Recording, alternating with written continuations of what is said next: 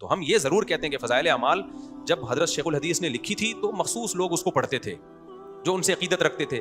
اب ایک بین الاقوامی کام ہے تبلیغی جماعت کا, اب پوری دنیا میں پھیل گیا ہے.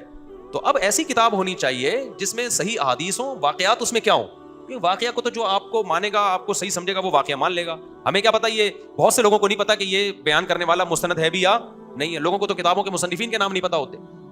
تو اس میں پھر یہ ہوتا ہے کہ جیسے ایک سلیبس ہے نا, سلیبس جب آپ کسی یونیورسٹی میں اسلام رکھو گے تو اب کرامتوں کے واقعات پر تھوڑی کتاب پڑھانا شروع کر دو گے ان کو, بلکہ ان کو کتاب الوضو ہوگا, کتاب الزکات ہوگا, کتاب الصوم ہوگا, یہ مسائل ہوں گے, احادیث صحیحہ ان کو پیش کی جائیں گی.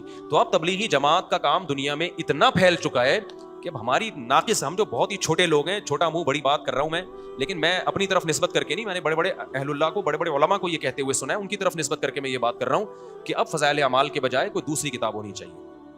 کیونکہ جب کام زیادہ پھیل جاتا ہے نا تو لوگوں کو مستند احادیث چاہیے, لوگوں کو واقعات نہیں چاہیے. تو فضائل اعمال پر اس لحاظ سے اعتراض اگر کوئی کرتا ہے جو اعتدال کے ساتھ اعتراض ہے کہ بھائی نہ شرک پھیلا رہی ہے, نہ ہم یہ کہہ سکتے ہیں کہ من گھڑت واقعات ہیں. من گھڑت تو جب ہو جب بیان کرنے والا جھوٹا ہو, اگر جھوٹا نہیں ہے سچا ہے تو آپ کس بیس پہ من گھڑت کہہ رہے ہو. نہ یہ شرک پھیلا رہی ہے, نہ من گھڑت قصے کہانیاں سنا رہی ہے. یہ بات ضرور ہے کہ جب کام پھیل جاتا ہے تو اس کا معیار اونچا ہو جاتا ہے. تو معیار یہ ہے کہ بھائی ریاض الصالحین ہونی چاہیے. جیسے عربوں میں جب تبلیغی جماعت کا کام تھا تو مولانا ابو الحسن علی ندوی رحمۃ اللہ علیہ نے تبلیغ کے اکابر کو کہا تھا کہ عرب لوگ جو ہیں وہ صحیح مستند احادیث سننا چاہتے ہیں, وہ واقعات نہیں سننا چاہتے. تو عرب میں فضائل اعمال نہیں چلے گی, آپ ریاض الصالحین لے کر آؤ. تو تبلیغ والوں نے علماء کی بات سنی اور تبلیغ کا کام عربوں میں بہت پھیل گیا. اگر وہ فضائل اعمال رکھتے نا تو وہ صبح شام وہ قصے کر کے فلاں نے یہ کر دیا, فلاں نے مردہ زندہ, وہ عرب لوگ وہ بولتے بھائی یہ کیا بتا رہے ہو ہمیں, تم عربوں میں نہیں چلنے کا تھا. تو اسی طرح بھائی جب کام بہت زیادہ پھیل گیا ہے تو اب ایسی کتاب ہونی چاہیے جو سب کے لیے قابل قبول ہو. اس میں واقعات 2-4 کرامت کے آ جائیں, چلو ٹھیک ہے, چلتا ہے موٹیویشن کے لیے, لیکن بہت زیادہ واقعات جب آئیں گے تو اس سے بدعتیوں کی تائید بھی ہوتی ہے. بدعتی کہتے ہیں ہم جب سناتے ہیں تو تم بولتے ہو پھینک رہے ہو, خود جو مرضی سناتے رہو بیٹھ کے.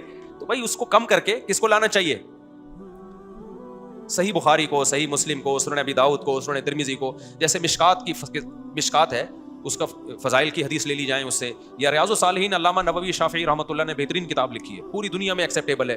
علامہ نووی شافعی مسلک کے تھے, بہت بڑے عالم تھے, انہوں نے ایسی بہترین کتاب لکھ دی ریاض الصالحین کے نام سے, عوام کے لیے بڑی زبردست ہے, اور ساری مستند اس کے ترجمے ملتے ہیں, انگلش میں بھی ہے, اردو میں بھی ہے. تو اس لیے علماء سجیشن تو دے رہے ہیں تبلیغ والوں کو کہ بھائی اب کام بڑھ گیا تو اب یہ لے کر آؤ, آپ یہ چلے گی.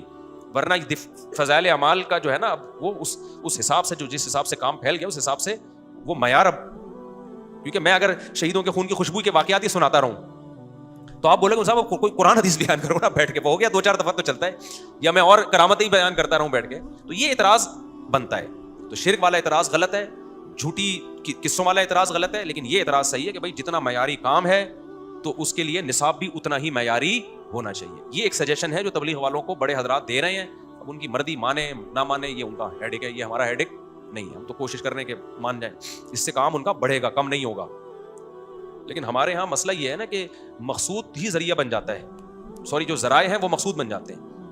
ایک حد تک تو کام میں ایک مقصد ہوتا ہے کہ یہ لوگوں کو دین پہ لانا مقصد ہے, لیکن بعض لوگوں کا وہ چیز ہی مقصد بن جاتی ہے. تو جب آپ ذریعے ہی کو مقصد بنا لو تو پھر ترقی رکتی ہے آپ کی. اچھا بھائی یہ ہو گیا, جلدی سے مفتی سے